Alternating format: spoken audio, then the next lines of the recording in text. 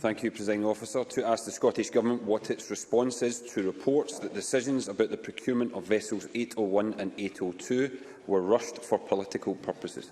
Cabinet Secretary Kate Forbes. Well, Presiding Officer, it is entirely wrong to suggest the contract award was rushed for political reasons. Firstly, the timetable does not support that notion, given that Ferguson's was publicly announced as the preferred bidder in August. Secondly, the contract was awarded in line with all of the procurement rules and practices in the normal way, as the Audit Scotland report confirms. And thirdly, Presiding Officer, contrary to what Jim McColl said this morning on the BBC, it was the Chief Executive of Cmal and Jim McColl himself who signed the contract.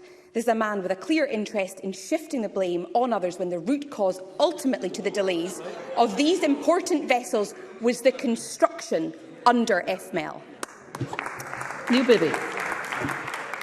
I thank the Cabinet Secretary for that response. Yesterday, the First Minister said she had no hesitation in answering any and all questions. Presiding Officer, I believe this Parliament must hear from the First Minister in detail this week.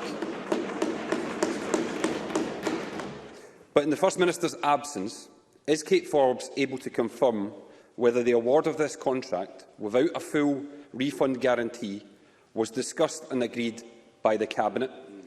If so, were they made aware of Cmal's concerns? Or if not, is the Scottish Government's position the decision to ignore Cmal was made by Derek Mackay and Derek Mackay alone?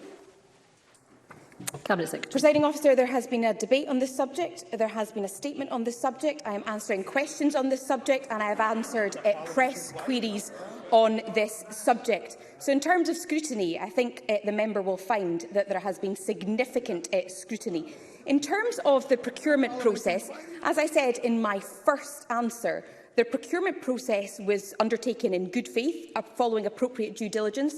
There were no concerns raised at the point of announcing the preferred bidder in August 2015, and that is why the preferred bidder was announced, based on the advice of Cmal, Cmal clearly scoring the highest score overall. When concerns were raised, mitigations were put in place. That is all very well documented in the Audit Scotland report. Neil Bibby. Presiding Officer, that didn't answer the question that I asked. Well, it failed to answer the question I asked. And I think it's evident that only the First Minister can clear up the questions about what has went wrong here and who was involved when.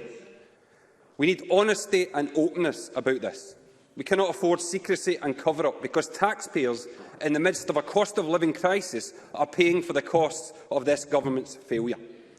Audit Scotland have pointed to a lack of information about the decision-making process. This is very serious indeed. In order for the Audit Committee to do the job it must now do, every piece of relevant information now needs to be published, including communications between ministers, special advisers, accountable officers and government agencies regarding the award of this contract. Can Kate Forbes at least confirm today that this will happen? Presiding Officer, Kate Forbes has said today there was no rush and no politics. I don't think anyone thinks that's credible.